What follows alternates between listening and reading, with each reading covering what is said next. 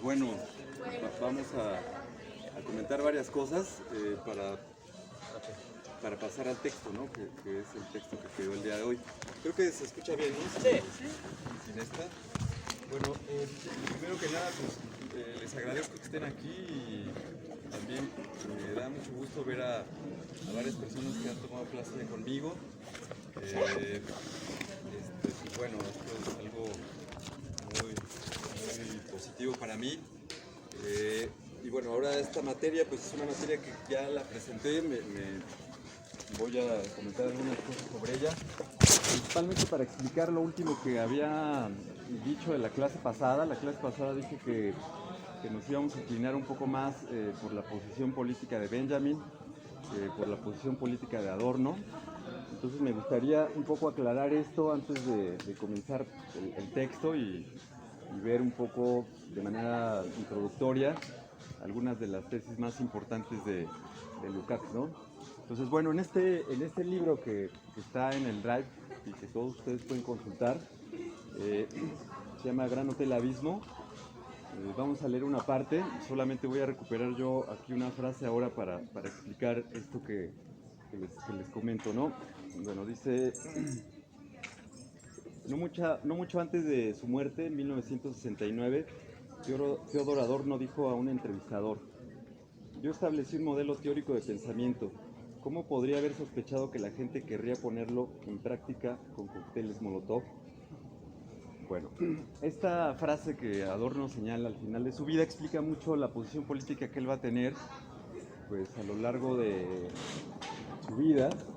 Esta entrevista es en 1969, en el 68 pues hay como ustedes saben, una agitación política bastante pues, importante en Alemania, en Francia, en México, ¿no? Y en varias partes del mundo. En Alemania, pues igual que en otras partes, hay una radicalización muy fuerte, tan fuerte que pues el propio Adorno va a ser atacado en sus clases de estética de distintas maneras, ¿no? Ahí su adjunto Habermas va a decir que pues está frente a un fascismo de izquierda, y bueno, esa frase va a ser muy debatida a lo largo de todos los 70s, no solamente en Alemania, sino también en el resto pues, de varias de las capitales más importantes de Europa. Les comento esto porque pues Adorno siempre va a ser un pensador que va a tratar de alejarse de los movimientos políticos y sociales. Él va a considerar que la política contamina el pensamiento y que de lo que se trata más bien es de resguardar el pensamiento, ¿no?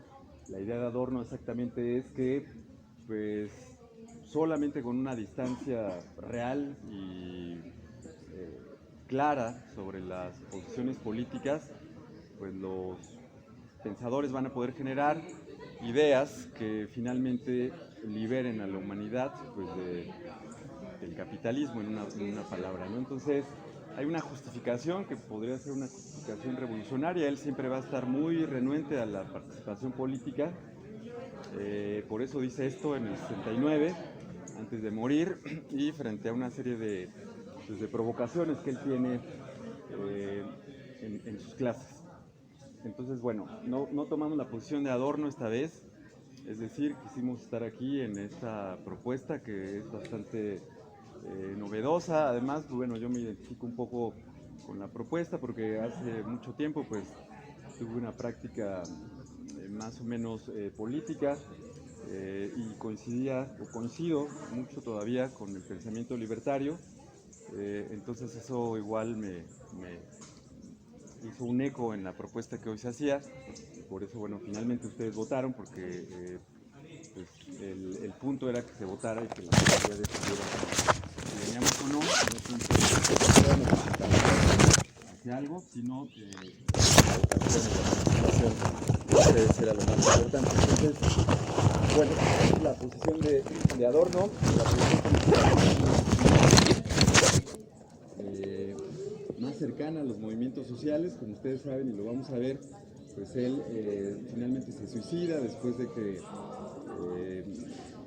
por unas falsas noticias pues considera que los nazis están ya muy cerca de donde se encuentra, entonces decide cruzar la frontera de Francia hacia España y pues ahí lo detienen, no logra pasar. Sí tiene que regresarse y cuando se regresa, pues él considera que ya no va a poder pasar, que los nazis lo están persiguiendo, que están muy cerca y entonces pues decide suicidarse. Sin embargo, en las tesis sobre la historia, que es el texto que vamos a revisar, Benjamin tiene un planteamiento político muy claro. Él considera que es necesario hacer frente al fascismo y la única manera de hacerle frente al fascismo pues es dándole la cara, ¿no? Y tomarlo prácticamente de los cuernos. Por eso él escribe estas tesis prácticamente dentro de la misma tormenta, ¿no? Es decir, dentro del mismo avance del fascismo. Entonces, bueno, él va a practicar una hermenéutica del peligro, así se le ha llamado, los últimos comentadores.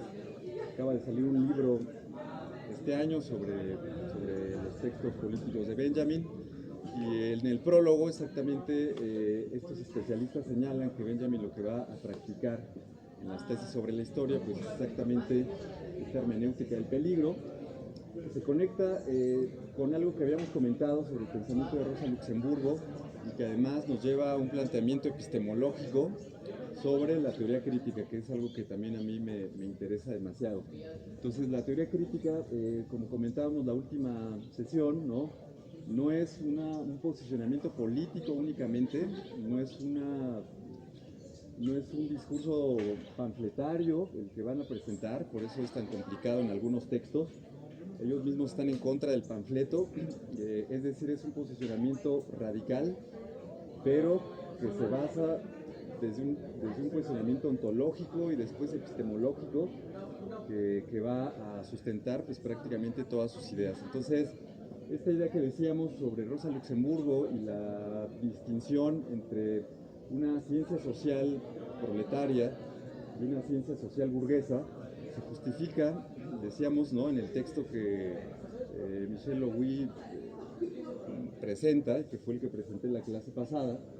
Pues lo que nos decía es que la diferencia entre uno y otro tipo de pensamiento es que el proletariado, o Marx prácticamente, pues se encontraba en una situación muy particular, ¿no?, que le posibilitaba ver ciertas cosas y a partir de esa observación podía hacer preguntas, ¿no?, y podía plantearse problemas muy distintos que Adam Smith o que David Ricardo, ¿no? Entonces, la idea de que la construcción del conocimiento se basa en un sujeto que busca conocer, ¿no?, y en un objeto por conocer, que es la distinción básica que hace la filosofía de la ciencia desde Kant y mucho antes, pues va a ser planteada por el marxismo pues desde una perspectiva muy particular, que es esta, ¿no?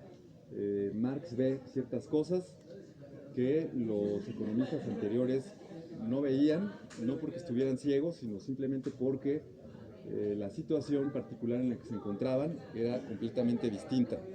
Lo mismo va a ocurrir con Benjamin, que va a estar frente al fascismo de una manera muy cercana y va a llevarlo exactamente pues a esta hermenéutica del peligro de la que ahora les comento, ¿no?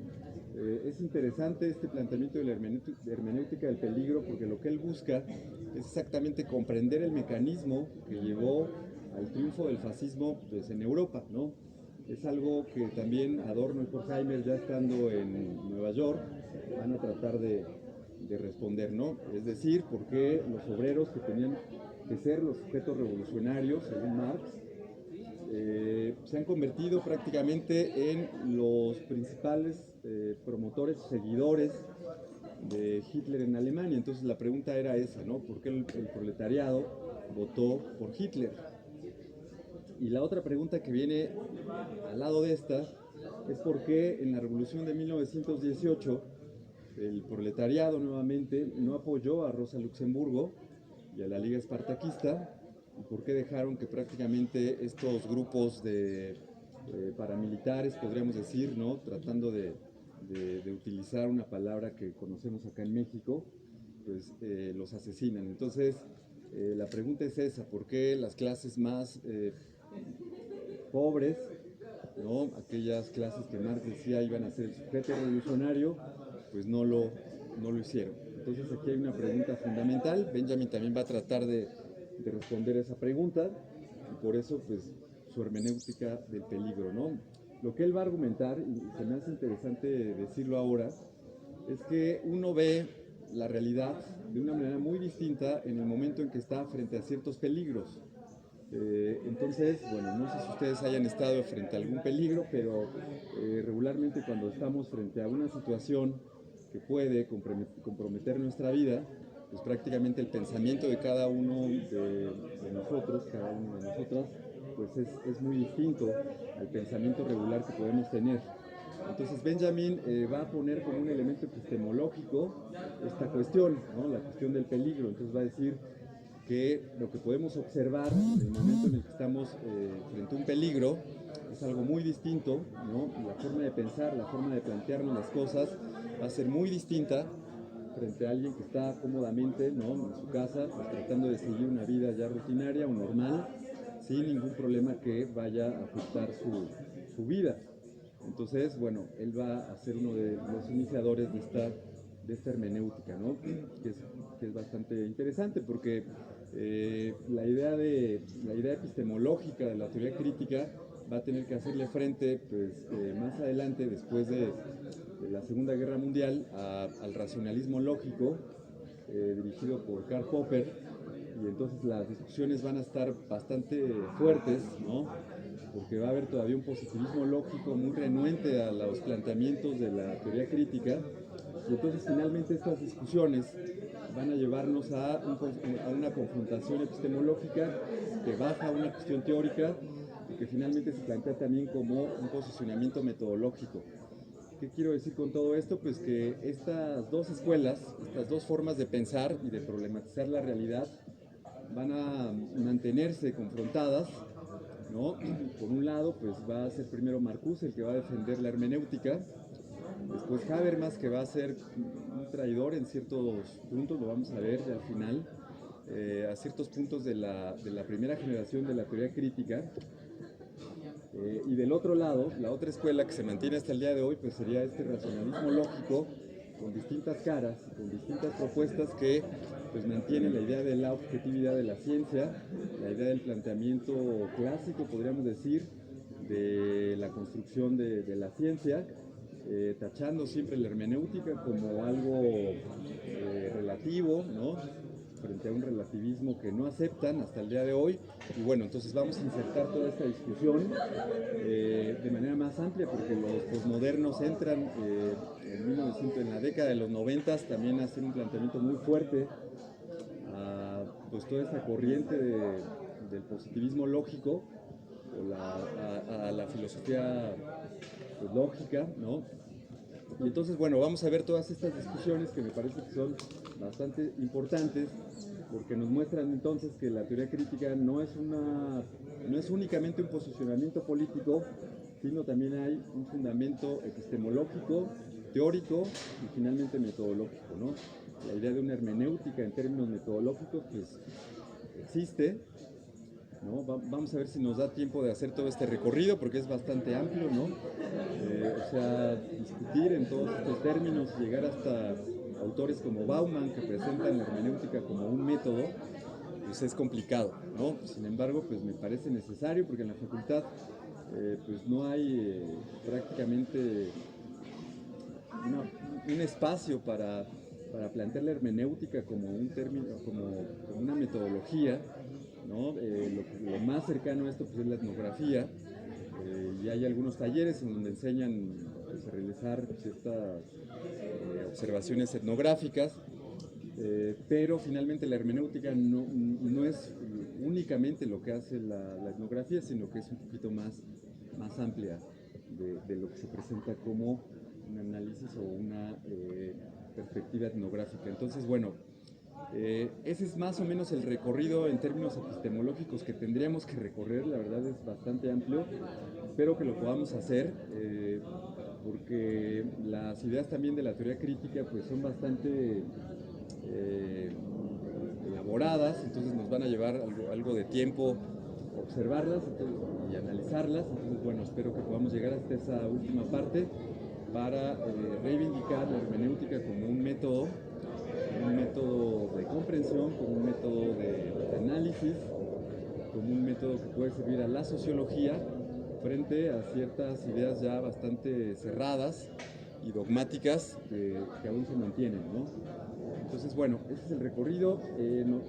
Por eso decía al final de la última sesión que esta vez nos inclinábamos más a Benjamin, porque Benjamin va a plantear esta hermenéutica del peligro, pero siempre también buscando, ¿no?, apoyar a los movimientos sociales en términos de la memoria. Vamos a ver las tesis y va a quedar un poco más clara esta idea de la memoria, ¿no?, y de la reivindicación, ¿no?, pues de todos aquellos que perdieron, ¿no?, en la historia. Es decir, hacer una historia contrapelo. Hacer una historia contrapelo significa entonces recuperar a aquellos personajes que perdieron en la historia de la humanidad, pero no porque hayan perdido significa que el proyecto que defendían no sirviera, sino todo lo contrario. Parece que el vencedor pues es aquel que proponía no lo mejor para la mayoría, ¿no? Entonces esta reivindicación Benjamin la hace a partir de traer nuevamente la memoria, ¿no?, o más bien por medio de la memoria traer a estas ideas, a estos personajes.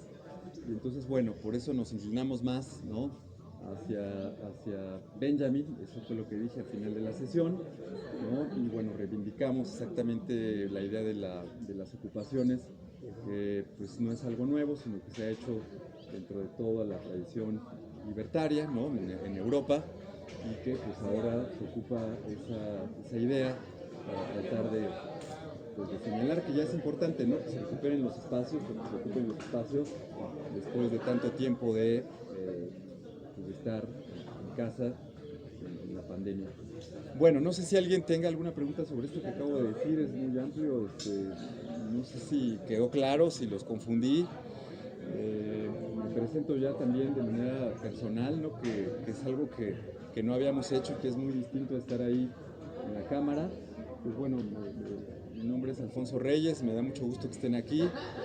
Les había dicho que tuve la oportunidad de estudiar con Bolívar Echeverría en la Facultad de Filosofía y Letras, después con un grupo que se derivó de este grupo que él creó, llamado, bueno, tuvo varios nombres, y después se derivó. Un grupo muy fuerte se fue a la Facultad de Economía, y otro grupo, pues bueno, se quedó en la Facultad de Filosofía y Letras. Y alguno que otro llegó a esta facultad, ¿no?, y es ahí donde yo tuve la oportunidad de conocer a una profesora que pues, había estado trabajando con ellos, y es ahí donde yo entro a esta tradición de la teoría crítica, en la cual pues me mantengo hasta hoy, ¿no? Les decía que estoy a punto casi ya de titularme en un doctorado sobre historia del arte. Y bueno, les decía que pues el interés en el arte viene exactamente de mis estudios sobre la teoría crítica.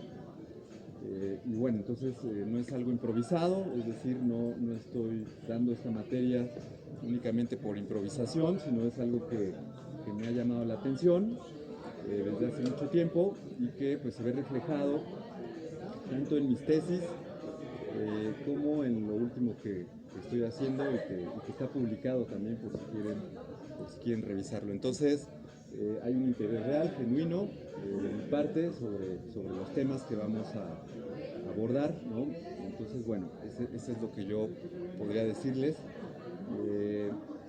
Y me da mucho gusto que estén aquí, ¿no? Me da mucho gusto verlos, a varias de ustedes que ya conocía. Y bueno, tengan por seguro que voy a hacer todo mi esfuerzo por dar un curso que cumpla con el objetivo de transmitir y conocer las ideas de la teoría crítica. Ese es el objetivo principal de mis clases. Y bueno, lo voy a buscar hacer, ¿no?, en todo momento. Y se encuentra también Raimundo y también Luisa, que ya fueron mis alumnos, y bueno, que ahora están apoyando. No pudieron venir también otras compañeras que también están apoyando este proyecto. Me gusta llamarlo así, proyecto, porque colaboramos todos los que estamos pues, en esto de manera horizontal, siempre reivindicando ciertas ideas, tienen que ver con el pensamiento libertario, ¿no? Consideramos que el conocimiento pues, se da de manera horizontal, de una mejor forma, y no de manera vertical, ¿no? Entonces, pues eso es lo que yo podría decirles. No sé si alguien quiera comentar algo, me parece que estamos en una posición, en un lugar en donde se podría llevar a cabo un intercambio de ideas de manera más horizontal, ¿no? Porque no estamos en un salón, entonces igual nos hace salirnos del ámbito clásico, profesor, alumnos y alumnas. Entonces, pues no sé qué quieran decir, yo creo que es el mejor momento. Alguien que quiera comentar algo, además no tengo pizarrón, entonces me va a costar trabajo hablar sobre la cosificación. Pero bueno, voy a hacerlo, ¿no? Pero, ¿alguien que quiera decir algo? ¿Algún comentario? ¿Alguna duda? ¿Algo que quieran decir, ¿no? Después de tanto tiempo de no estar en la facultad, no sé qué piensen, qué sientan. Todos están en el grupo, ¿verdad? ¿O hay algunos? ¿Ustedes también están en el grupo? Ah, ok, bien. Usted también así, ¿verdad? Es que con el cubrebocas no lo reconozco. Usted sí lo conozco, igual ya había estado con nosotros. También el grupo. Emiliano lo conozco. ¿Compañera estás? Muy bien, mucho gusto, también lo conozco. Aquí en la mesa también están en el grupo, ¿verdad? También conozco a algunos. Usted también está en el grupo, ¿no? Muy bien, mucho gusto también ustedes, me da muchísimo gusto que estén. Ya nos conocemos, también al compañero. Bueno, pero algo que quieran decir. ¿A qué te refieres cuando dices libertario? O sea, específicamente. Libertario, me refiero a toda la tradición de pensamiento anarquista. Surge pues, desde el siglo XIX con Proudhon y con Bakunin principalmente, pero que pues, se desarrolla todavía todo el siglo XX, ¿no? Ya después en Estados Unidos principalmente. A eso me refiero con pensamiento libertario, ¿no? Más que anarquismo, que la palabra muchas veces confunde, porque pareciera que es sinónimo de caos, pero es todo lo contrario, ¿no? Entonces, me gusta llamar más bien pensamiento libertario que pensamiento anarquista. Pero a eso me refiero. No sé si alguien tenga alguna otra pregunta. Sí, somos mayoría, ¿no? Ahorita. Creo que no, ¿verdad? No, es que hay 43 escritos y creo que ahorita hay más o menos como 15 que están aquí, ¿no? Que habían dicho que iban a estar aquí. Habría en sus casas, pues, más o menos como 27, ¿no? Algo así. O sea, sí hay una mayoría que está en su casa. Sí, claro, en línea. Y bueno, igual en las votaciones hubo una gran mayoría que no se manifestó por nada. O sea, que solamente... Ah, ok. Bueno, tal vez a varios les pasó eso, pero sí no todos opinaron, o sea, no todos dijeron si queremos venir o no queremos venir. Entonces, bueno, vamos a hablar un poco de eso. Con una ventaja, ¿no? Se puede fumar, pues, bueno, está muy bien. ¿Alguna pregunta, comentario? Quiero confesarme y decirles que sí es muy raro estar aquí. Si fuera un salón, evité las asignaciones hacia una práctica política en términos institucionales porque pues soy tímido, ¿no? En los espacios abiertos, pero bueno, finalmente pues ya pensé que iba a haber un salón, pero... Pues venir préstamo político también, ¿no? Sí. Venir a la Ocupa ya es un... Sí, es una posición política. Muy bien. Bueno, no sé si alguien quiere decir algo, si no para pasar al texto. ¿Algún comentario por allá? Muy bien. Pues nada más para saber si se me motiva alguna otra pregunta. Se me hace, bueno, yo también me presento, soy Raimundo, le voy a preguntar a Alfonso este semestre, igual Luisa, aquí está Alexa y Natalia, bueno, que están desde la transmisión, también van a apoyar, y Alma igual, que ha sido adjunta por años también de profesor, pues también anda por ahí. pero pues nada más destacar que creo que se me hace importante empezar así, a pesar de que hoy toca Lukács, que al final va a influenciar mucho a la escuela, tomando cosas de Luxemburgo, tomando cosas también de Weber y de toda la intelectualidad alemana y húngara. Se me hace valioso empezar volviendo aquí, hablando de Benjamin y de Adorno y de toda esta postura de la teoría, la práctica, que ya luego la vamos a ver como con más detalle cuando veamos el libro de Scott Jeffries, que está muy chido. Ya todo el libro también, pero sí, como decía el profe Benjamin, a lo mejor hubiera estado más del lado de pelear desde las barricadas. Claro, ya no le tocó estar en el 68 en Alemania, pero a Adorno y a Horkheimer sí, y Adorno era más de a lo mejor encerrarse en un salón, bueno, ahorita no podría encerrarse en un salón, pero de no salir de ahí, ¿no? Entonces, se me hace valioso pasar esto aquí, es decir, ver que tanto la epistemología como lo político no están desligados, ¿no? Hoy se llama mucho esto de la hermenéutica del peligro, se suele llamar conocimiento situado, pero ya está, como decía el profe la sesión pasada, aceptado y todo, pero aún así hay ámbitos en los que pareciese que no se toma tanto en cuenta, y creo que es valioso empezar así, volviendo a la facultad, volviendo a hablar de esta, que parece a veces una dicotomía muy tajante, ¿no? Teoría y práctica, que vamos a ir viendo que no es tanto así, que es más complejo, y pues está muy chido que nos acompañen también para ver esa complejidad, y gracias a los que han venido y también a los que están acá, pero sí, espero que les guste escuchar. Muy bien.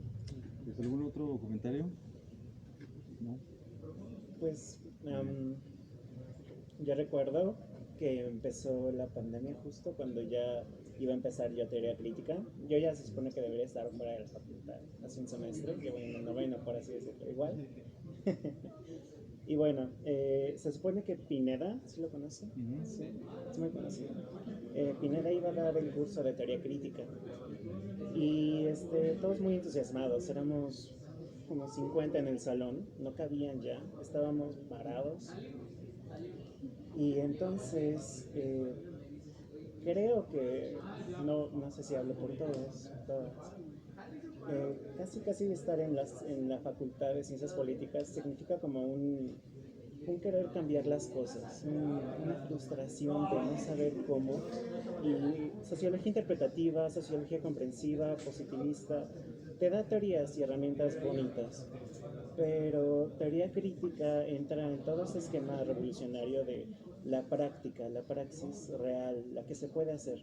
Entonces Pineda concluyó en todo su discurso del curso, de lo que iba a ver, que viendo a Bolívar Echeverría, al menos él propone finalmente un método para poder cambiar todo este desorden.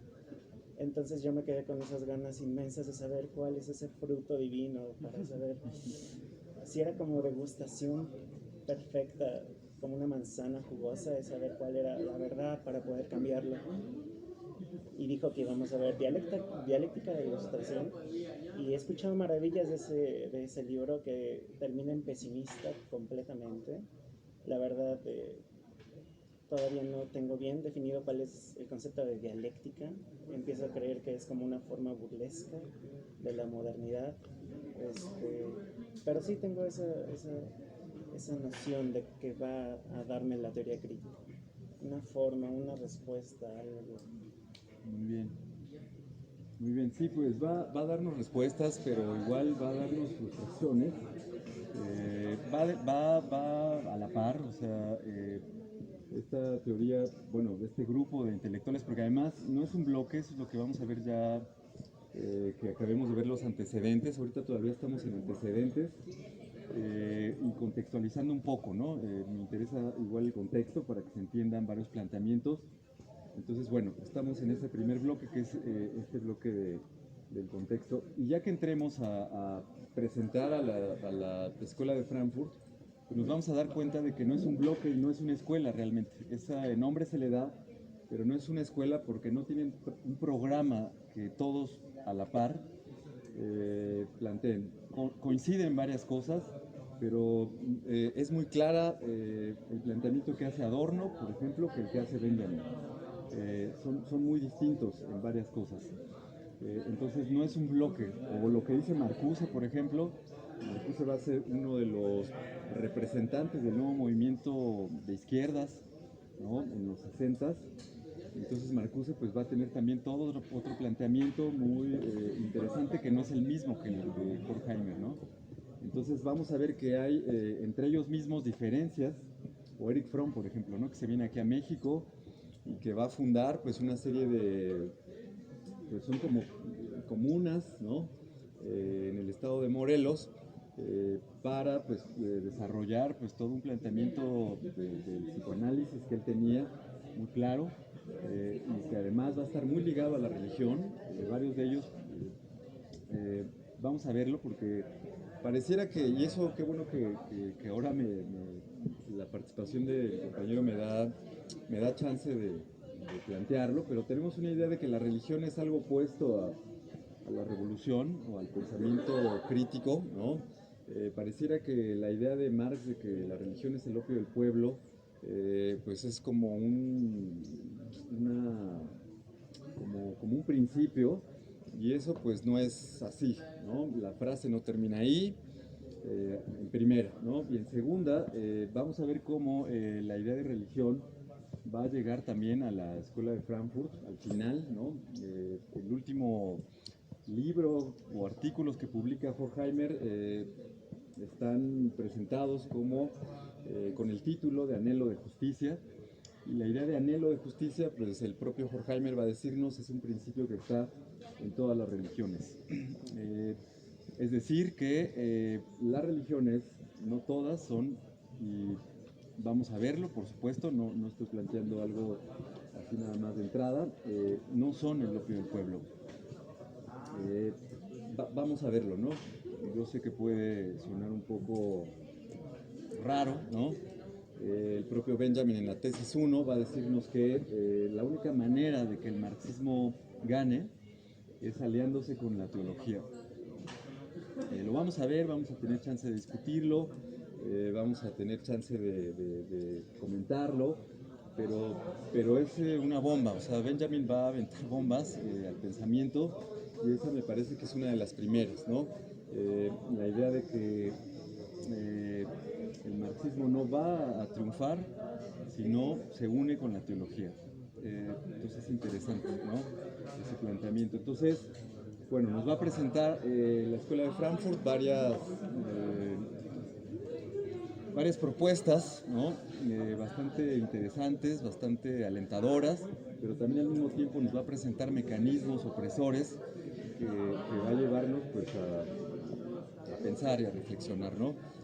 Bolívar Echeverría decía eso en sus clases, que era importante señalar, ¿no? La idea de que la Escuela de Frankfurt no se puede entender sin la idea de revolución, pero también era importante señalar que ellos están enfrentando una revolución frustrada, que ellos viven de manera casi directa, ¿no?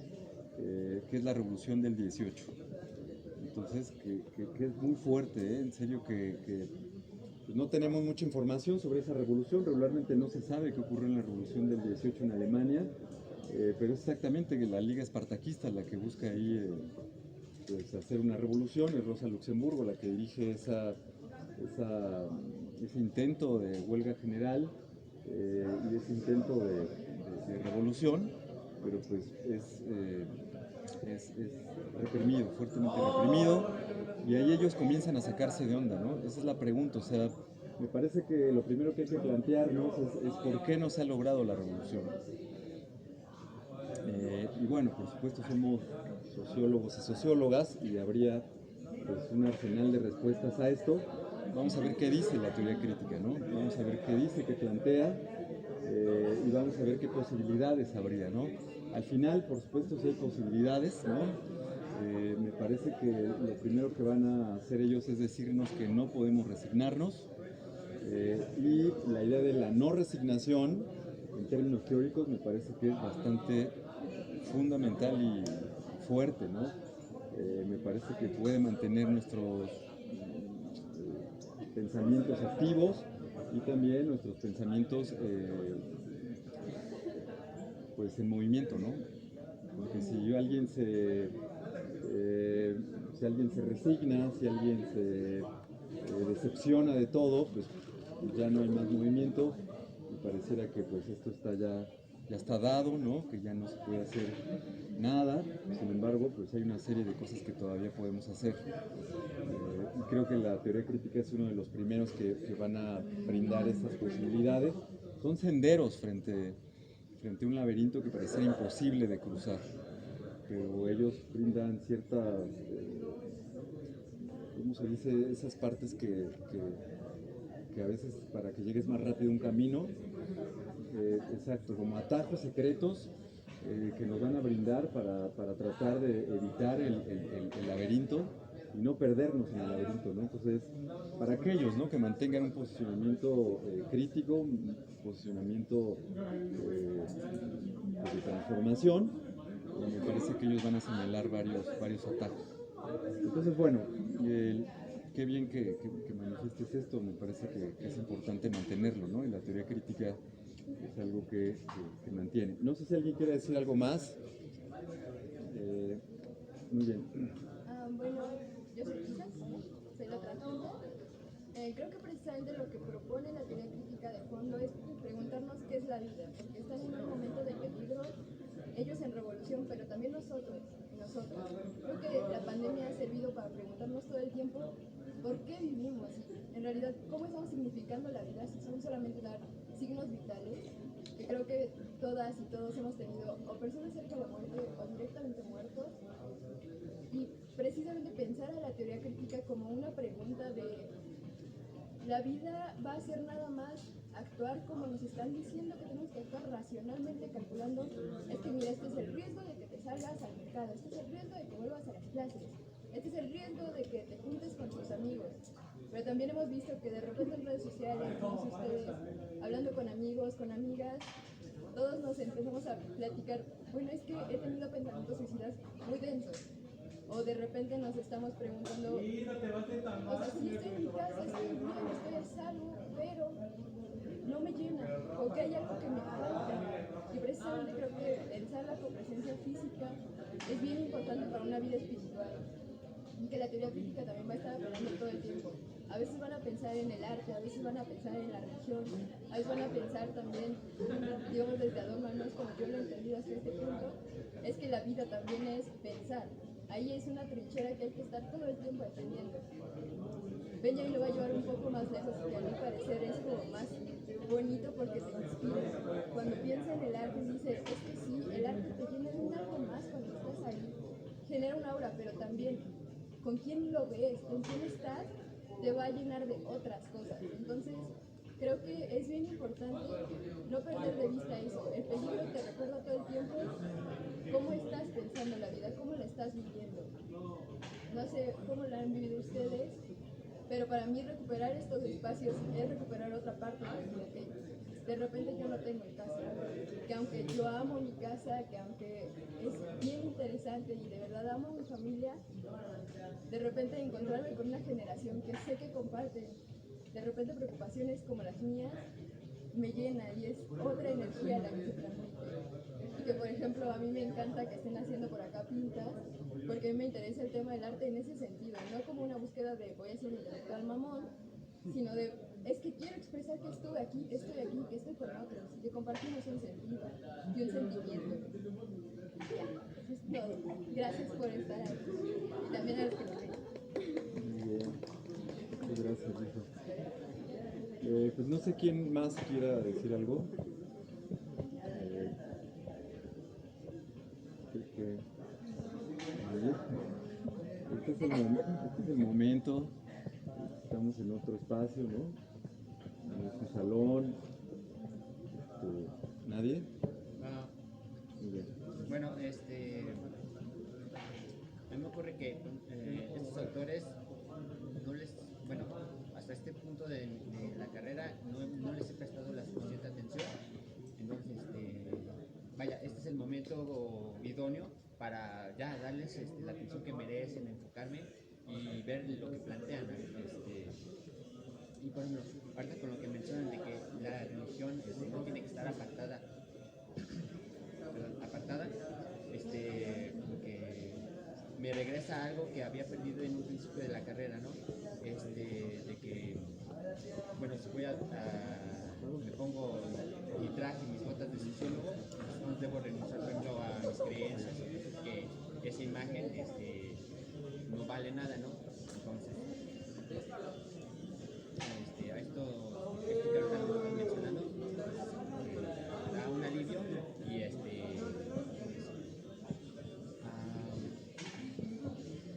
como el apetito por saber más, ¿no?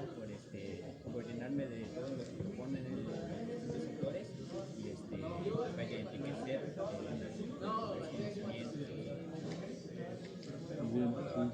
Qué bueno que estén en esa disposición y sí hay que ver a los autores con tiempo, eso es lo que vamos a hacer, por eso igual no es tan abarcador el programa, o sea, cada autor nos llevaría un semestre, tienen muchísima obra cada uno de estos autores, ustedes revisan así rápidamente en internet, pues van a encontrar toda una serie de obras, ¿no? Y de ideas bastante complejas. Entonces, pues bueno, es imposible abarcar a todo. Entonces lo que vamos a hacer, y es lo que se planteó en el programa, es dedicarle tiempo exactamente a los fundadores, por decirlo de alguna manera, a los que van a poner pues un mayor esfuerzo en fundamentar lo que se va a llamar la teoría crítica. Y bueno, pues es a ellos a los que les vamos a dedicar pues, más tiempo, ¿no? De todo el semestre. Y me parece que es pues, necesario y importante, ¿no? Pero muy bien, sé que hay que darle tiempo, ¿no? A cada autor. Bueno, no sé si quieran comentar algo más. Y yo sé que además esto es bastante incómodo, no sé cómo se sientan. Porque, sí, ¿verdad? Pero pues no sé, ahí no sé cómo estén, si ya se cansaron o no. ¿Todo bien? Yo estoy muy de acuerdo con la... No, es que me da pánico las pantallas desde hace 2 años. Pero sí, creo que es como muy fundamental. Luisa, ¿verdad? Lo que dice Luisa, o sea, para mí es como muy valioso que estemos aquí, saber que existimos, saber que nos podemos tocar, que no somos pixeles, que no solamente pertenecemos a las pantallas, sino que hay una intención de por medio de encontrarnos y de reencontrarnos, pues básicamente en espacios que son nuestros. Pues esta escuela, antes de llegar, era un lugar bastante muerto, pues, ¿no? Entonces, creo que también habría que pensar esto del peligro que menciona la compañera, ¿no? Todo el tiempo nos están bombardeando con que es peligroso el reencuentro, y para mí no es casualidad que nos digan que relacionarnos es peligroso, ¿no? Hay un peligro que hasta la fecha no ha sido completamente exacto de precisar, y esto también se vincula a preguntarnos, bueno, ¿por qué las escuelas son los espacios que están cerrados? ¿Por qué los museos? ¿Por qué las bibliotecas? Nada de esto pasa porque sí, pues, ¿no? Pero estoy muy contenta de que estemos acá y ojalá que no acabe acá, pues. Sí, claro que sí que coincido contigo completamente, sí, me parece algo bastante positivo estar aquí y tomar los espacios, ¿no? Exactamente, es completamente extraño que no se abran las escuelas y ya prácticamente está demostrado, ¿no? Que en otros países los centros de contagio no son exactamente las escuelas, entonces bueno, pues no tendría que estar la universidad todavía cerrada, pero bueno, qué bueno que estamos acá, ¿no? Muy bien, no sé si alguien quiere decir algo más, algún comentario, pregunta. ¿Ninguna? Muy bien, por allá, ¿nada, compañeros? Muy bien, bueno, entonces pues vamos a pasar al texto, ¿no? Espero que no... Hay luz aquí, ¿verdad? ¿Cómo está? Que todavía alcanzamos. Bueno, vamos a pasar al texto que pues habíamos recorrido para hoy, ¿no? por un error de mi parte, pues el paginado estaba equivocado, porque había puesto el paginado del libro, no del PDF, pero bueno, eso ya lo había explicado. Les comento por qué Lukács prácticamente pues en todos los programas, ustedes lo checan, está presente. Pues bueno, el pensamiento de Lukács es muy importante para la Escuela de Frankfurt, porque pues Lukács va a ser uno de los primeros marxistas, ¿no? Junto con Rosa Luxemburgo y Ernest Bloch, que va a buscar exactamente reactivar, ¿no? Un marxismo muy distinto a lo que se había dado en la Segunda Internacional, ¿no? Ya habíamos visto que Kautsky y Bernstein pues son dos representantes, uno alemán y otro austriaco, que van a mantener una posición del marxismo, bastante cientificista, ¿no? Eso ya lo habíamos comentado. Les adelanto, hoy voy a dejar una película que van a tener que realizar como una primera actividad cultural. La película se encuentra en YouTube, la pueden ver pues, sin ningún problema, o eso considero, si no nos avisan. Es una película sobre Rosa Luxemburgo, así se llama, Rosa Luxemburgo. Lo voy a poner en Classroom. Es de una directora alemana bastante interesante también, que se llama se apellida von Trotta. No sé si la conozcan, es la misma directora que hizo la película sobre Hannah Arendt. También hizo una película, bueno, ha hecho varias películas. Es una directora que tiene cosas que decir, que tiene un planteamiento bastante interesante. Es considerada como parte de la nueva ola, del nuevo cine alemán. Y bueno, entonces esa película la vamos a ver para identificar un poco el contexto. Ahí la directora presenta el contexto en el que Rosa Luxemburgo tiene que enfrentarse frente a este marxismo cientificista. ¿Qué les decía? Pues es un marxismo que considera que hay que quitar la parte de la dialéctica. Vamos a ver más adelante exactamente qué quiere decir la palabra, que es un concepto filosófico pues, que viene desde Platón prácticamente, y que se ha ido modelando a lo largo de la historia de la filosofía. Vamos a ver algunos elementos. Ellos prácticamente recuperan la idea de dialéctica de Hegel. Voy a exponerlo cuando veamos la dialéctica. Ahora solo quiero señalar que, cuando veamos la dialéctica de la Ilustración, ahora solo quiero señalar que lo que Bernstein y Kautsky señalan es que hay que quitarle la dialéctica al marxismo, hay que quitarle todos los elementos filosóficos al marxismo, hay que dejar de pensar en revolución dentro del propio marxismo, y frente a ese pensamiento que va a ser pues, muy dominante en Europa, va a surgir Lukács, va a surgir Rosa Luxemburgo y va a surgir también Ernest Bloch, ¿no?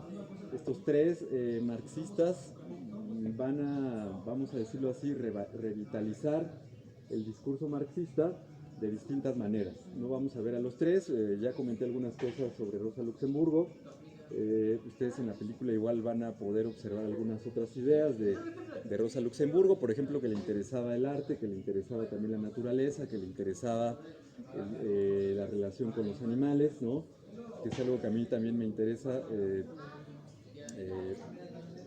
ahora mismo. Entonces, bueno, no vamos a ver de manera particular a estos tres, solamente a Lukács, ¿no? Y lo que vamos a señalar de Lukács es que él revitaliza el marxismo en un primer momento gracias a que va a hacer una combinación de Weber y Marx, ¿no? Algo que en su época pues era, y hasta nuestros días, ¿no? Hay dos escuelas muy fuertes que pareciera que siguen peleándose.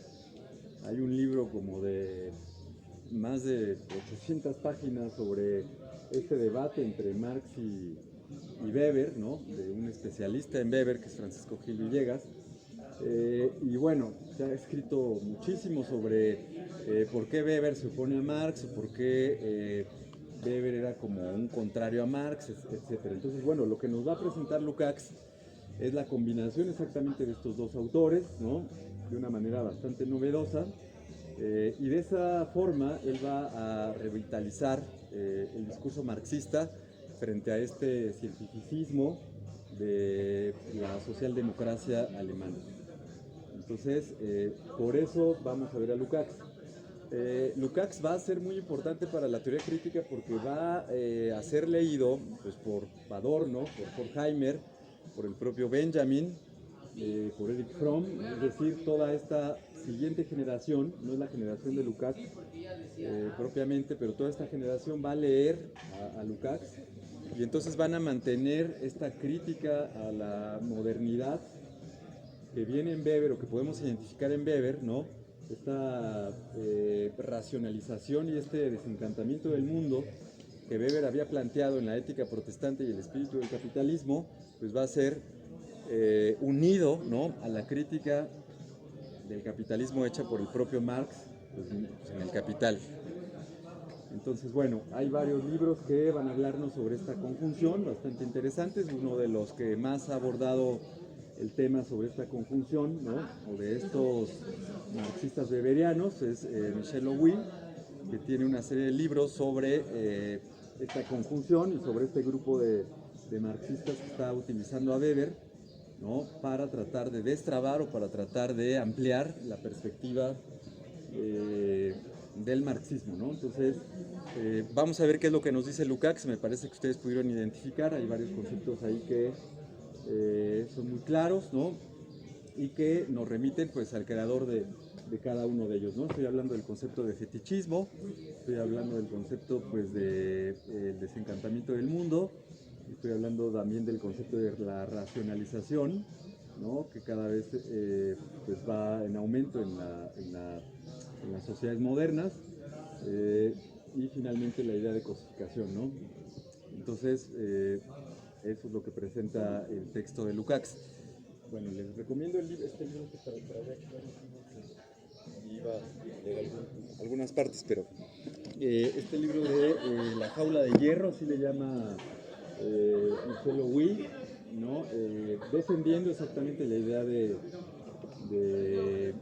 el concepto más bien, ¿no?, que ocupa Talcott Parsons para hacer una traducción de Weber, que ha sido muy criticada. El propio Gil Villegas ya lo habían mencionado en una de las sesiones, dice que no es la traducción adecuada, ¿no? Michel Louis sabe que no es la traducción adecuada. No sé por qué ese señor no estaba filmando, pero bueno, ya no importa. No pasa nada, no creo que ya no existe el CISEN, entonces ya lo único que podríamos tener son sanciones administrativas, pero como unas fotos y todo, pero muy raro, ¿no? Sería muy raro, sí, sería muy raro. Se vería muy raro, pero bueno.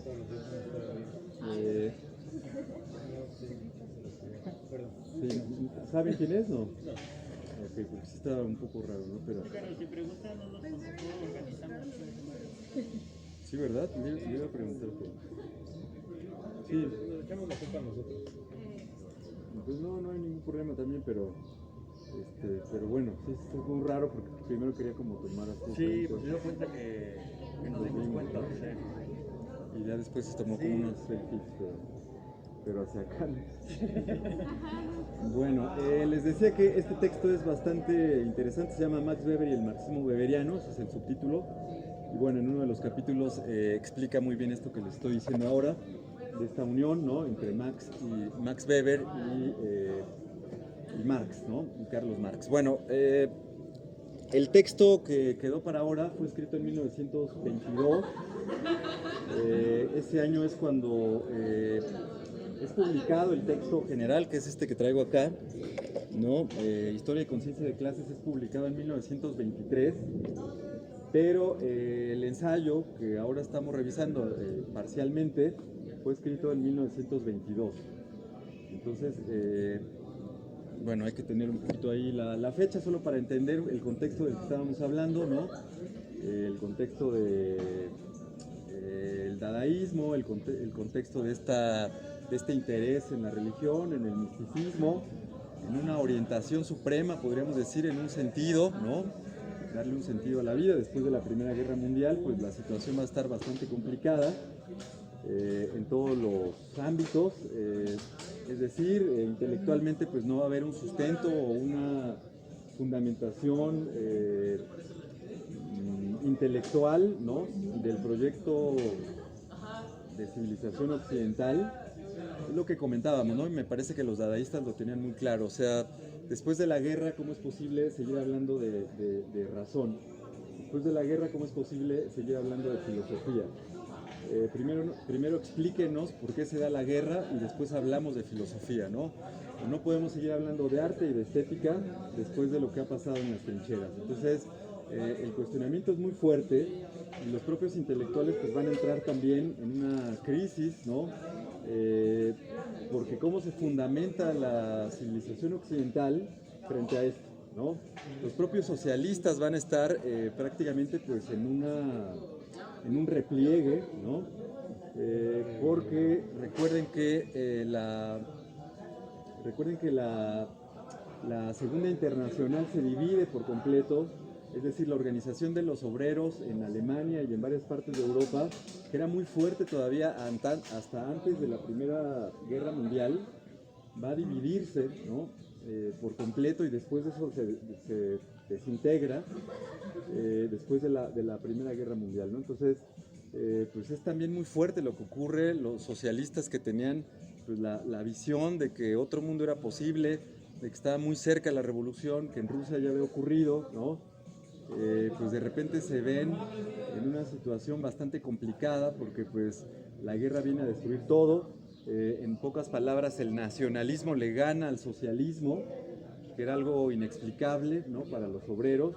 Si Marx ya había dicho que los obreros no tenían nacionalidad, ¿cómo es posible que cuando inicia la guerra, pues buena parte de los obreros y toda la dirección del Partido Socialdemócrata Alemán pues haya dicho que no, que sí era importante la idea de nación y no la idea de la fraternidad entre el proletariado, ¿no? Entonces, pues hay una crisis, en pocas palabras, hay una crisis muy fuerte. Y frente a esa crisis, vean, o sea, eso es 1918, después en enero del 19 matan a Rosa Luxemburgo, aplastan al movimiento espartaquista, prácticamente cualquier intento de revolución es fuertemente reprimido. Eso en el 19, ¿no? Es decir, para el 22 llevamos 3 años más o menos, ¿no?, en donde Lukács está buscando de alguna manera hacer un diagnóstico de lo que está pasando en su momento, y ese diagnóstico pues lo hace a partir de la lectura de Marx y de Weber, ¿no? Entonces, ustedes pudieron ver el principio del ensayo, comienza con el análisis de la mercancía, o citando a Marx, ¿no?, diciendo que Marx en el Capital parte, ¿no?, de un análisis de la mercancía como el elemento fundamental, ¿sí?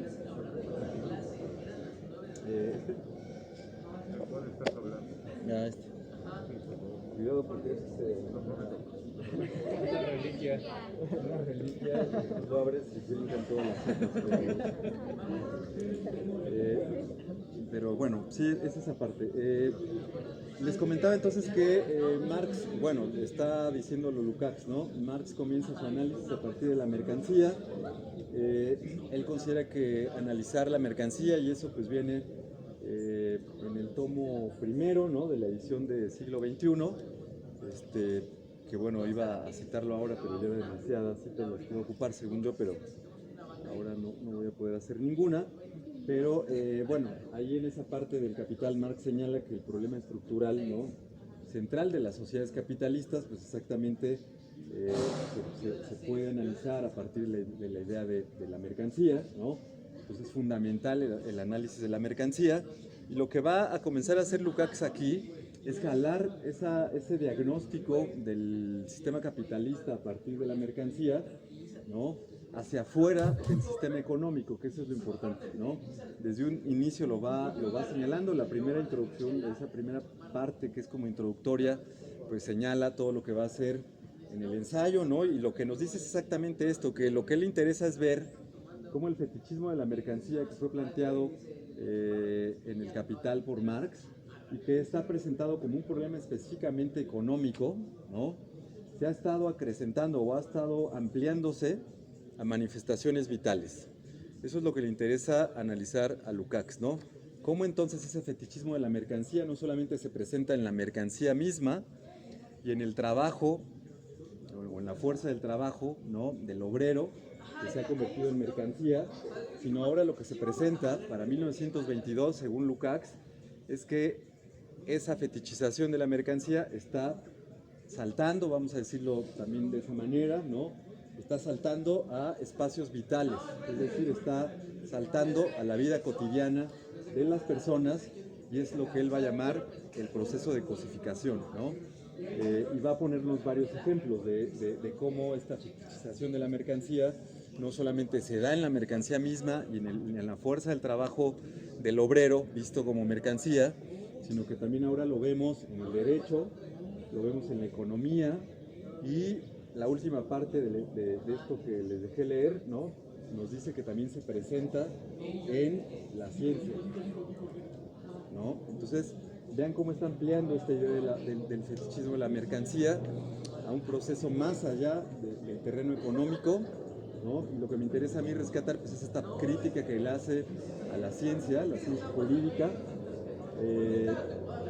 porque nos va a vincular exactamente con esta crítica que va a hacer la Escuela de Frankfurt sobre el cientificismo y sobre el papel de la filosofía en la década de los 20, ¿no? Es decir, cuál es la función de la ciencia, va a ser algo muy importante que ellos van a cuestionarse, y bueno, lo vamos a ver en varios de los textos que están en el programa, ¿no? Entonces, bueno, lo primero que hace Lukács al tratar de ampliar esta idea del fetichismo de la mercancía, ¿no?, vista en Marx a espacios o manifestaciones vitales, es decirnos que la estructura de la relación mercantil, dice él, es el prototipo de todas las formas de objetividad. Es decir, cuando Marx nos dice que la mercancía se nos presenta como con vida propia, ¿no?, es las palabras que Marx mismo nos señala. Él pone el ejemplo de la silla y nos dice que la silla casi baila de manera mágica, ¿no?, como si tuviera vida propia, y lo que finalmente viene a decirnos ahí es que, pues, pareciera finalmente que el capitalismo nos presenta mercancías que se relacionan con otras mercancías, y que pareciera entonces que las relaciones sociales principalmente es entre mercancías, ¿no?, es decir, los objetos se convierten en sujetos, ¿no?, y los sujetos, es decir, los obreros, son convertidos en objetos, ¿no? No sé si más o menos estoy explicando esta idea. ¿Por qué el obrero es un objeto en el capitalismo? Pues porque lo que importa del obrero, el obrero es un sujeto, ¿no?, porque es un ser humano. Entonces el obrero es un sujeto, es una persona, es un ser humano, pero en el capitalismo lo que nos dice Marx es que ese sujeto se convierte en un objeto. ¿Por qué se convierte en un objeto? Pues porque lo que más importa de esa persona en el capitalismo es su fuerza de trabajo, ¿no? Entonces lo que pueda hacer el obrero en la fábrica, lo que importa. Entonces está objetivizando, por decirlo de alguna manera, ¿no? Se está convirtiendo en una mercancía la fuerza del trabajo del obrero. Entonces, lo que Marx señala aquí, y eso es lo que nos está diciendo Lukács, es que las mercancías, gracias al fetichismo de la mercancía, es lo que se presenta de manera objetiva en la vida social, pero lo que le interesa a Lukács señalar, porque eso ya lo dijo Marx, es la correspondencia con las formas de subjetividad que se presentan en la sociedad misma también, ¿no? Entonces, ¿a qué se refiere con esa idea de subjetividad? Pues se refiere a cómo la subjetividad del individuo, gracias al fetichismo de la mercancía, se convierte en una cosa, es decir, hay un proceso de cosificación, ¿no?, del obrero. Entonces, ¿cómo va a explicar esto? Pues bueno, va a utilizar exactamente a Weber para tratar de explicar cómo esa subjetividad del obrero comienza a convertirse en una cosa. Entonces, le interesa ver la correspondencia entre las relaciones objetivas, ¿no?, explicadas ya por Marx, gracias al fetichismo de la mercancía. Eso es algo objetivo. Las mercancías se mueven casi como si fueran sujetos, y los obreros que eran los sujetos quedan como objetos, es decir, como mercancías. Entonces, ahí está el análisis de Marx, pero Lukács busca hacer una correspondencia, es decir, llevarlo más allá, ¿no? De señalar únicamente elementos económicos y va a tratar de llevarlos a la subjetividad propia del trabajador. Entonces nos habla, o nos va a comenzar a hablar en el primer apartado de esto que él llama el fenómeno de la cosificación, ¿no? Entonces el fenómeno de la cosificación pues es exactamente este apartado en donde va a hablarnos de lo que Marx señala. Entonces dice aquí Lukács y señala el objetivo del ensayo, ¿no? Dice, señalar los problemas fundamentales que resultan del carácter de fetiche de la mercancía como forma de objetividad y del comportamiento subjetivo correspondiente, ¿no? Eso es lo que él quiere explicarnos.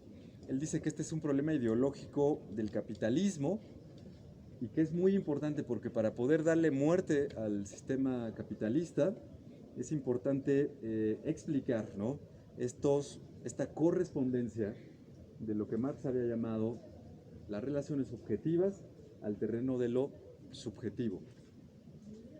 Entonces, bueno, él busca esclarecer esta correspondencia para darle muerte, según propias palabras, al capitalismo, ¿no? Entonces, bueno, se remite a Marx, ¿no? Aquí nos va a señalar esto que él llama el fetichismo de la mercancía, que hace referencia a esto que les decía, que viene en el Capital, ¿no? Y bueno, como ya lo habíamos comentado, dice él, es un problema del capitalismo moderno, el fetichismo de la mercancía. Y dice él, ¿en qué medida el tráfico mercantil y sus consecuencias estructurales son capaces de influir en la vida entera de la sociedad? Eso es lo importante, ¿no? Para él. ¿Hasta qué punto el tráfico mercantil que tiene el capitalismo tiene consecuencias estructurales en la vida entera? Eso es lo que él va a tratar de entender, ¿no? Dice él, igual la externa que la interna, es decir, la vida externa como la vida interna. ¿A qué se refiere con vida externa y vida interna, no? La vida externa sería el sistema económico, esa es la vida externa, el movimiento de mercancías es la vida externa, pero también hay una vida interna que sería la subjetividad, qué pensamos, qué sentimos, es parte de la subjetividad del individuo, y lo que nos está diciendo entonces es que hay una colonización de lo subjetivo, es decir, que estamos ya metiéndonos en la cabeza de manera casi natural algo que está impuesto por el mismo sistema económico, y eso es lo que a él le interesa explicarnos, ¿no? Y esa es la gravedad que él está observando. Entonces nos está diciendo, pues a ver, por eso se llama el texto, se me olvidó señalar eso, ¿no? La cosificación y la conciencia del proletariado, ¿no? Porque lo que él trata de explicarnos es cuál es la conciencia del proletariado, o sea, por qué el proletariado, que es algo que ya dije, ¿no? Que es el sujeto histórico, según Marx, no ha llevado a una revolución. O sea, ¿qué le pasó al sujeto histórico? O sea, ¿por qué los obreros que viven tan mal no hacen una revolución? ¿Qué están pensando para no hacer una revolución? Son la mayoría, viven en miseria, ¿no? Son migrantes, eso es lo que va a decir Benjamin, ¿no? Son migrantes, son gente que está excluida de la sociedad, ¿no? ¿Por qué siendo mayoría no hace una revolución? Esa es la pregunta, y aquí lo que está haciendo Lukács es tratar de explicarnos qué es lo que está pasando, por qué esa mayoría, que además vive en situaciones bastante complicadas, no hace una revolución, por qué no hace nada para cambiar la situación. Y entonces lo primero que nos está explicando es que no está haciendo nada porque exactamente está adaptando o está absorbiendo, ¿no? De alguna manera en su cabeza, en su mente, esa es la forma subjetiva, esa es la forma interior, ¿no? Está adaptando la forma de cómo se mueven las mercancías en su cabeza. Entonces es un problema ideológico. Es un problema ideológico porque estamos pensando de una manera equivocada, dice Lukács. Y eso es lo que va a ir explicando, ¿no? ¿Por qué estamos pensando de esa manera? Porque ese es el problema. Y ahí es donde la Escuela de Frankfurt va a recuperar exactamente toda esta propuesta de Lukács, ¿no? Que es muy importante, que viene desde Hegel, por supuesto.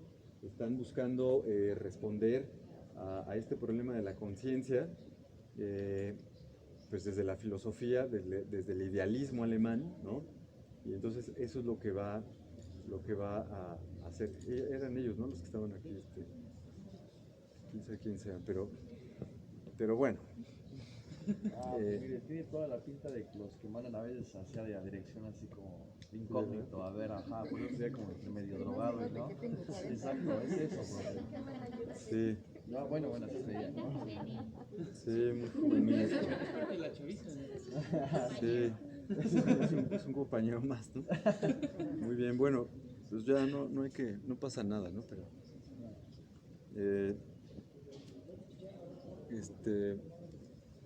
bueno, entonces esa es más o menos la idea que está planteada en esta pequeña introducción y que el de naranja, ¿no? El que está... sí, no, pues... Ya están grabando Ah, sí, muy bien, bueno, a eso se refiere con vida interna y externa, ¿no? La vida interna entonces sería esa parte subjetiva, y la externa, dice él, eso ya lo explicó Marx, o sea, eso ya no voy a detenerme tanto en eso, ya está muy claro en el Capital, según Lukács, ¿no? Esa vida externa, cómo se mueve la mercancía, qué es lo que pasa con la mercancía, por qué vemos que la mercancía tiene vida, por qué no nos preguntamos quién hace la mercancía, ¿no? Simplemente vamos y consumimos la mercancía sin buscar saber quién hace las mercancías, ni cómo, ni en qué situación, ni en dónde, ¿no? Entonces uno va al súper o va a un centro comercial y entonces, pues, ve la mercancía y pues, está la moda, y entonces pues, no se pregunta uno de dónde viene, quién lo hizo, en qué circunstancias, ¿no? Ni cuánto le pagaron, etcétera. Entonces, bueno, ese es un problema actual, ¿no? En donde el propio Marx se manifiesta todavía con gran claridad y con toda la razón, ¿no? Entonces, bueno, Lukács no nos va a hablar tanto de esto porque le interesa entonces más la cuestión subjetiva. Sin embargo, el propio Lukács hace un recuento, ¿no? de Marx en las primeras páginas, nos dice que el propio Marx ya había identificado que en las sociedades primitivas pues había un valor de uso, ¿no? Es la clásica distinción que ustedes ven en sus clases de marxismo sobre la mercancía, ¿no? La mercancía tiene dos tipos de valores, el valor de uso y el valor de cambio. En el capitalismo pues se da una importancia primordial y casi exclusiva al valor de cambio, ¿no?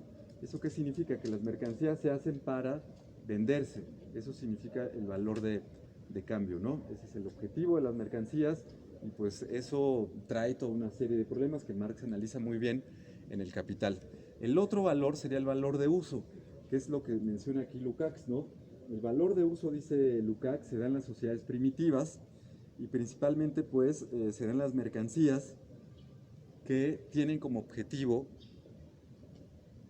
el intercambio social, ¿no? Entonces no se hacen para venderse, sino más bien se hacen por la necesidad de uso, ¿no?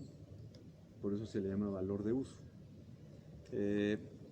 Bueno, entonces aquí lo menciona Lukács, dice que las mercancías en las sociedades primitivas también se llegaban a intercambiar, pero solo se intercambiaban los excesos de esas mercancías, ¿no? Entonces no se puede hablar propiamente en las sociedades primitivas de un valor de uso, no, perdón, de un valor de cambio, ¿no?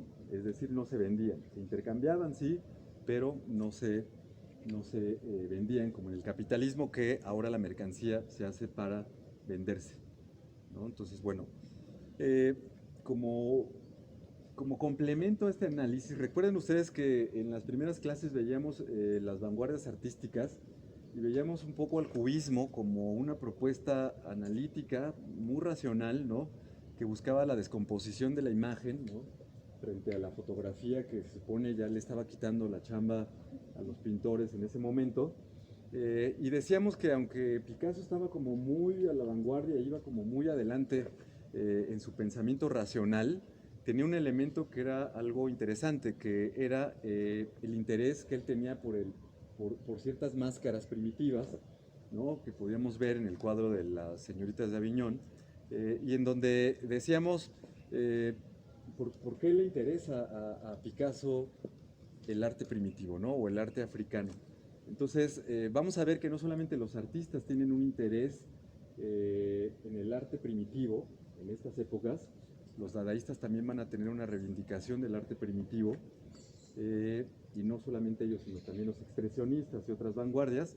Pero lo interesante aquí es que no solamente van a ser los artistas, sino también varios teóricos van a tratar de estudiar, ¿no?, de alguna manera, con el desarrollo de la antropología y la etnografía que se dan casi en este mismo momento.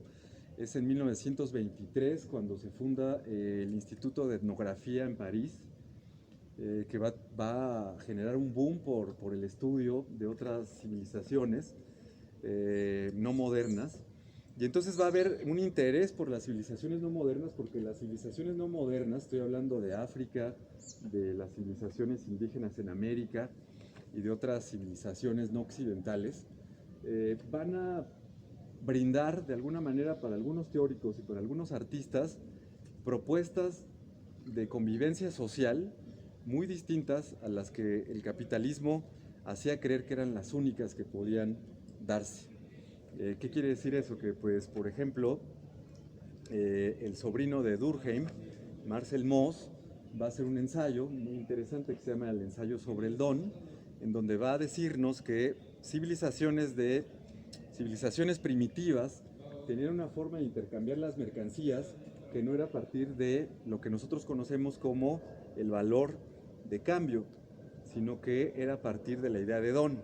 ¿Eso qué significa? Pues significa que esas sociedades que analiza Marcel Mauss tenían un intercambio de mercancías a partir de la idea del regalo, que es bastante interesante porque para poder intercambiar cosas, lo primero que se tenía que hacer era regalar la cosa. Nos suena bastante raro, ¿no? Pero es bastante interesante al mismo tiempo, porque estamos acostumbrados a que si vamos a adquirir algo, pues se compra, ¿no? Es decir, hay un intercambio, en nuestro caso un intercambio de dinero.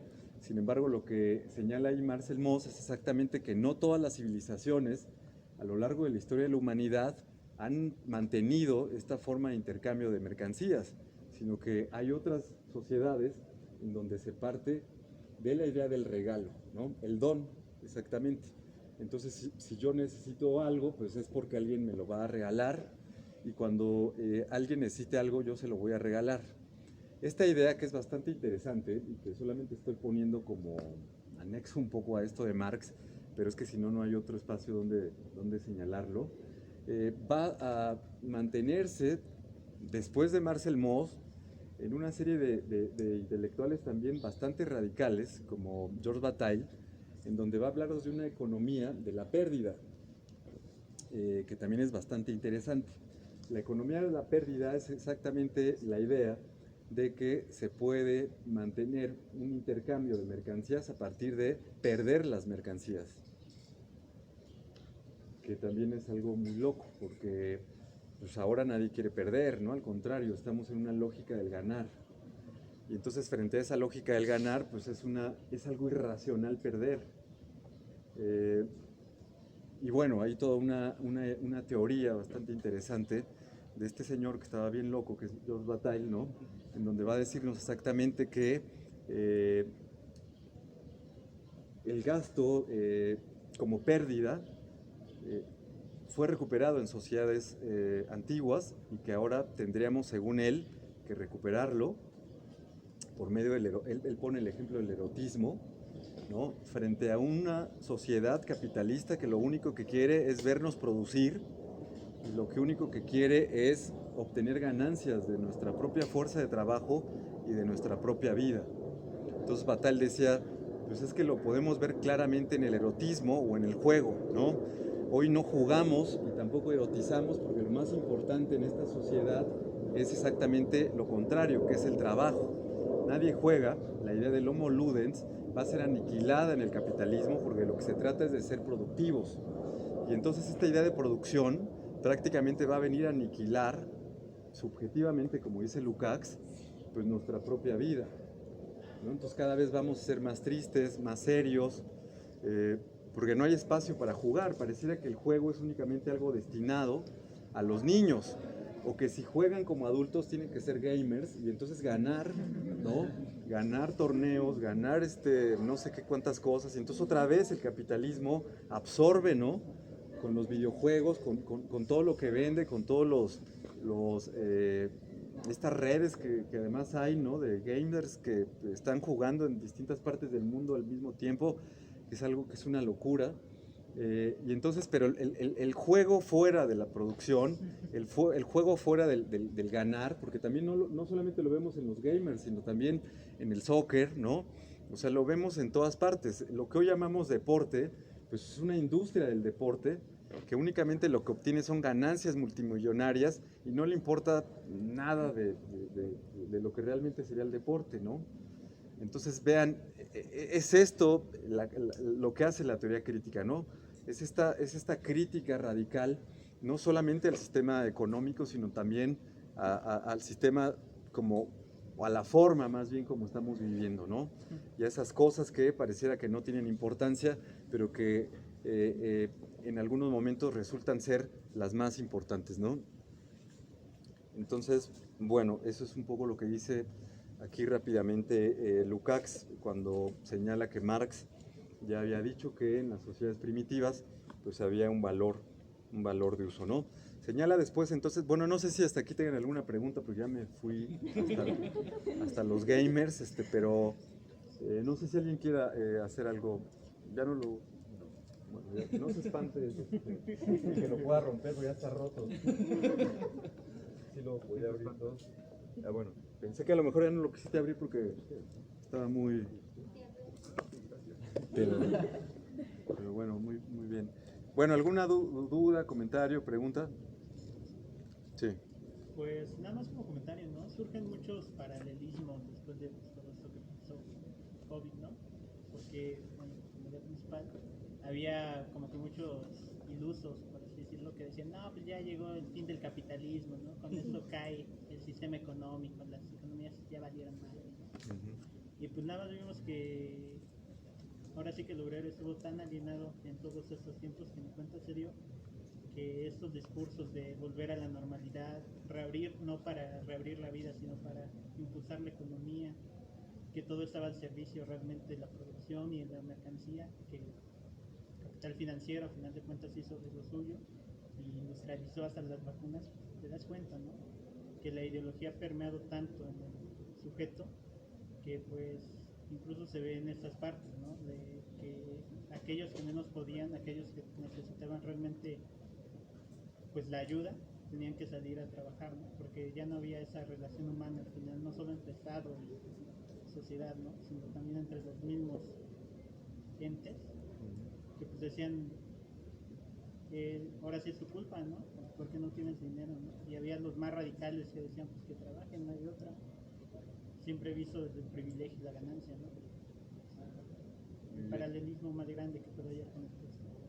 Claro, muy bien, sí, podemos encontrar un paralelismo en lo que seguimos viviendo, ¿no? Con esto de la pandemia.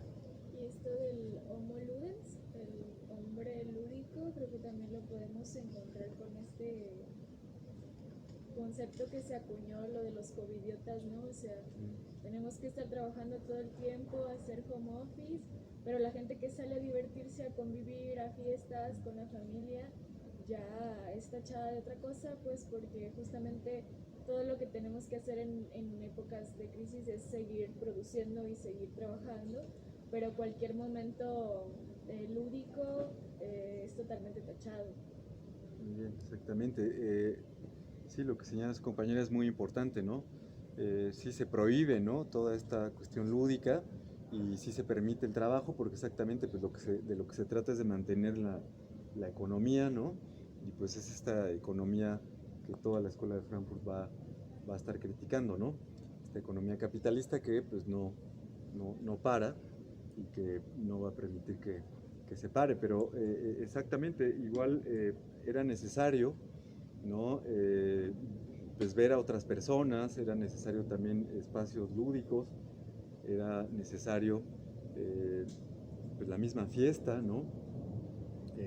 Por supuesto, pues en los momentos más críticos eso era algo pues que no podía realizarse, pero es entendible, se puede comprender la necesidad, ¿no? de tener estos espacios, ¿no? tanto así que los de Derecho, siendo los de Derecho más que cualquier otra facultad, ¿no? Hayan hecho una fiesta el fin de semana pasado, y no sé cuántas personas fueron, pero creo que hay videos con muchísimas personas ahí. La compañera puede informarnos de primera mano qué fue lo que ocurrió. Pero sí se puede comprender la necesidad de estos espacios, ¿no? Y bueno, pues sí, es muy difícil lo que hemos estado viviendo, pero bueno, el ejemplo es muy bueno. No sé si alguien quiera comentar algo más. Sí. Bueno, comparto el último comentario de la compañera y al respecto, bueno, rescaté una parte del texto que va, me parece que en este momento queda ideal. Dice, el tiempo pierde su carácter cualitativo, cambiante, fluido, se inmoviliza en un continuo exactamente delimitado, cuantitativamente conmensurable, lleno de cosas, cuantitativamente conmensurable. Los trabajos realizados por el trabajador, cosificados, mecánicamente objetivados, separados con precisión del conjunto de la personalidad humana en un espacio. Y sí, ¿no? Ahorita pienso y digo, las artes, ¿no? ¿Por qué te dedicas al arte, no? Haz algo, dedícate a algo que te dé dinero, ¿no? Que te dé ganancias, ¿no? Vaya, del arte te vas a morir, ¿no? Y otro comentario que quiero rescatar, sobre cómo estas sociedades no occidentales quizás nos verían con extrañeza a nosotros, por decir, al comprar alimentos, ¿por qué se intercambian pedazos de papel, no? Digo, el dinero no te lo puedes comer, no puedes vestir con él, entonces seguramente ellos nos verían con rareza. Exactamente, ¿no? Muy bien. Bueno, la compañera y después el compañero, ¿no? Sí. ¿Compañero? Sí, el compañero sigue como la línea de la que estaban partiendo, que siga el yoga va en Ok. Sí. Hola, me pareció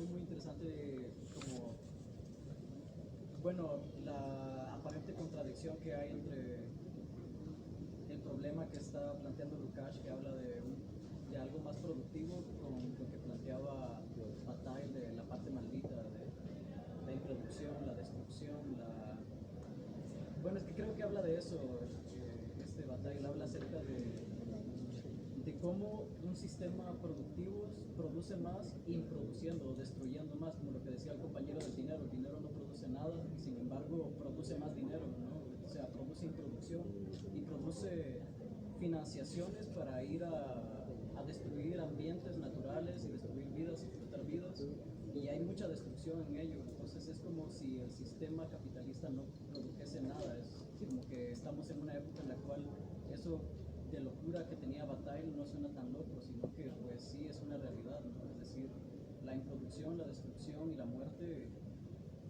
producen más capital que la misma producción agrícola o la industria, ¿no? O más bien, esta introducción o esta destrucción produce sobreproducción y a su vez sobreconsumo, que es como comernos a nosotros mismos como sociedad, ¿no?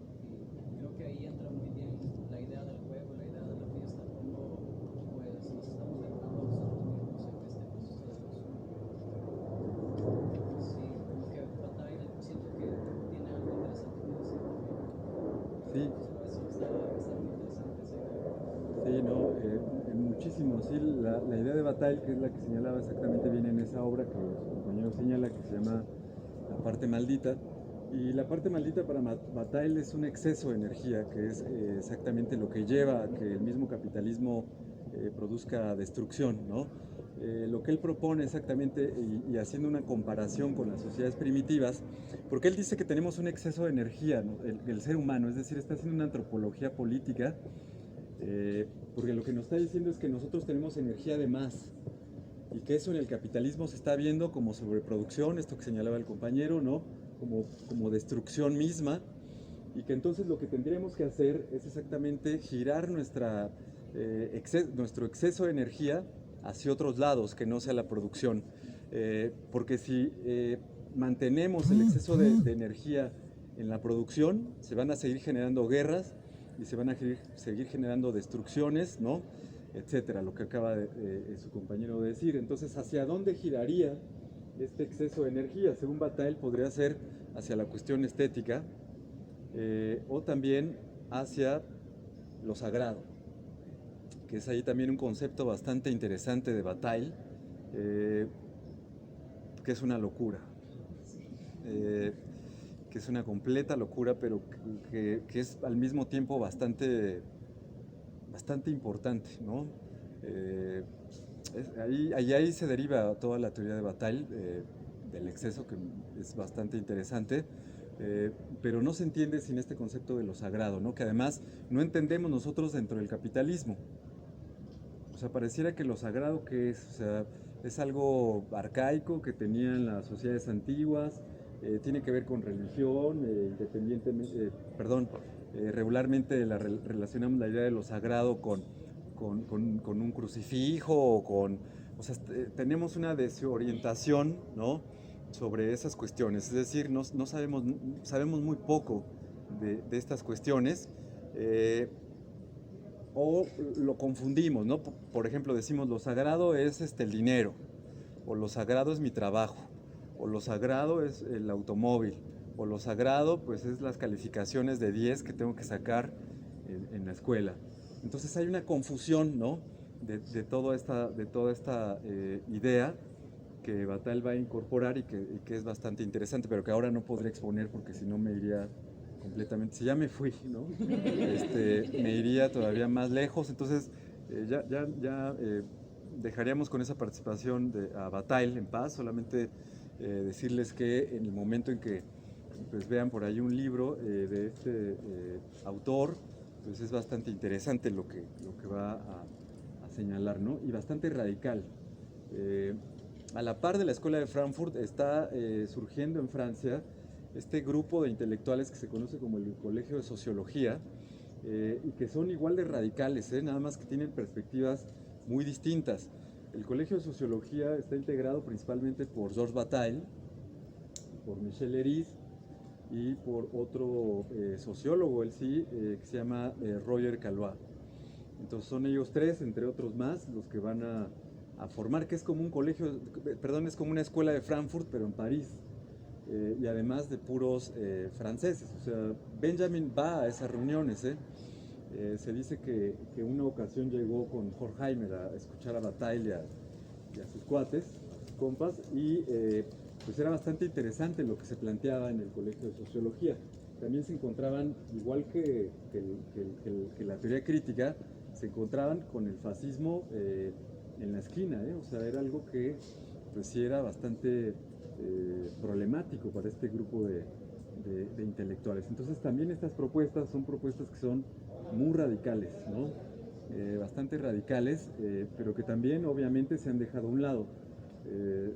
Casualmente no se ven. O sea, el Colegio de Sociología nadie sabe qué es eso, no se toma en serio lo que se dice, se considera que son pues literatos o que hacen cosas ahí locas, pero que no tienen una seriedad, y bueno, pues se dejan a un lado.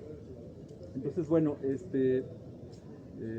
sí, perdón, usted iba a preguntar algo, ¿no? Es que hablamos de la búsqueda de la respuesta, de la pregunta de qué pasó con ese sujeto histórico revolucionario. Entonces vimos que Lukács hacía esta de por qué su mente anda simulando y está teniendo colonización, ¿no? De esa forma mercantil. Mi duda es si habría otros puntos de su propuesta que contemplaran llenar esa respuesta que está buscando en realidad. Encima pues entiendo que es una chingada, ¿no? Pero ajá, eso es esa, y la otra, si tiene otras propuestas, la teoría crítica o la defensa tiene una respuesta.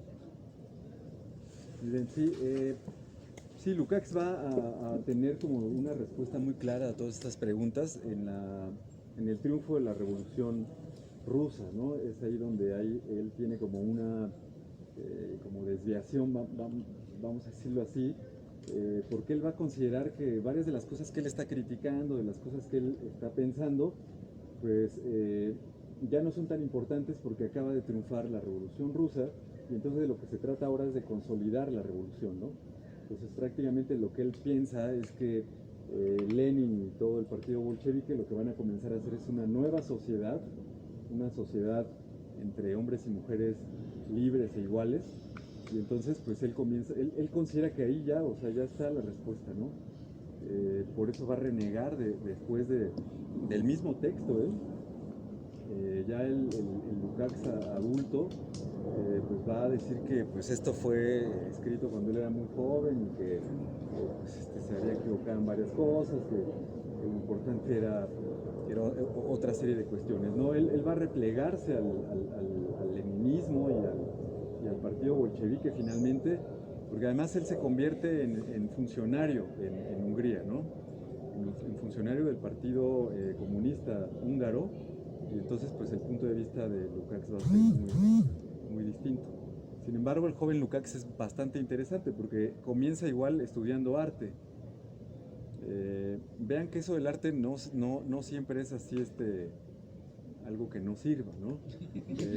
Ni tampoco es algo como de la élite, o tampoco es algo como para distinguirnos de los demás, o finalmente me parece que el arte retribuye muchas veces muchísimas cosas en el individuo, y muchas veces ni siquiera nos damos cuenta cómo está retribuyendo. Entonces él empieza haciendo un análisis de la novela, ¿no? Acuérdense que hace un análisis de Dostoyevsky, bueno, hay una estética marxista que él quiere fundar al principio cuando es joven, y ya finalmente pues deja todo eso, pero pues en esa época, en esa primera parte es cuando da a conocer esta serie de ensayos. Entonces pues su respuesta está ahí, o sea, él dice, pues la Revolución Rusa es a lo que debemos es lo que debemos de buscar, ¿no? Ahí está ya la respuesta a todos los problemas. Pues tenemos que hacer una revolución, y como lo ha hecho Lenin y los bolcheviques, pues es la mejor manera. Entonces, bueno, esa es su respuesta. Y bueno, la teoría crítica va a recuperar al joven Lukács, vamos a decirlo así, y va a después separarse exactamente de pues toda esta parte teórica, ¿no? que pertenece a esta primera parte de su vida, ¿no? O sea, y bueno, además lo vamos a ir viendo, la teoría crítica va a estar muy decepcionada de los partidos políticos, y ahora que vean la película de Rosa Luxemburgo, pues un poco se van a dar cuenta cómo pues, lo que hace el Partido Socialdemócrata Alemán es una traición. Y entonces pues bueno, se puede comprender un poco por qué hay una desconfianza hacia los partidos políticos. Y entonces la Escuela de Frankfurt pues no quiere tener ninguna relación con los partidos políticos, tiene una posición política clara, que se va a matizar cuando llega Horkheimer a la dirección del Instituto de Investigaciones Sociales, pero mantiene una posición política clara. Sin embargo, nunca hay una relación directa ni tampoco real con algún partido político, ¿no? Y Adorno lo va a mantener hasta su muerte, ¿no? O sea, él va a querer alejarse en todo momento de cualquier manifestación política. Bueno, ¿algún otro comentario, duda, pregunta? Creo que ya se nos acabó el tiempo, ¿no? Bueno, ustedes disculpen que al principio nos tardamos mucho, pero y que están muy incómodas, pero me parece que este era un primer ejercicio necesario para vernos, para saludarnos, ¿no? Y para darnos cuenta que pues que podemos aprender entre todos y todas de una manera más humana, ¿no? Fuera de Zoom y fuera de las cámaras, y entonces pues era necesario venir. Y bueno, pues les agradezco muchísimo su esfuerzo de llegar hasta acá. Espero que ya pronto podamos estar ya en clases presenciales, aunque no sé cómo quedó la votación finalmente. Habían creo que 2 que no podían venir, vamos a ver cómo lo resolvemos, sino para que ya las 2 clases sean, no sé qué opinen, si quieren lo podemos volver a discutir, para que las 2 clases ya sean presenciales, porque hasta lo que yo entendí, una era virtual, ¿no? Y otra era presencial, entonces no sé cómo lo vean. Si quieren lo podemos rediscutir la próxima sesión, que sería virtual. Y si ustedes están dispuestos, también podríamos vernos en el CCU o por la Facultad de Filosofía y Letras ahí en el Edén, que es un espacio también muy amplio, y podríamos también tomar la clase, o podría yo hablar de algo que les interese, para no afectar a sus compañeros. Podría ser un tema que tenga que ver con la Escuela de Frankfurt, por supuesto, pero que les ayude a tener un conocimiento más amplio de estos autores, pero que no propiamente esté en el temario, para no afectar a los que no quieran o no puedan, ¿no? Entonces, bueno, eso lo podemos platicar en las sesiones que vienen, y pues les agradezco muchísimo su esfuerzo y su participación en esto, ¿no? Bueno, pues nos vemos muy pronto.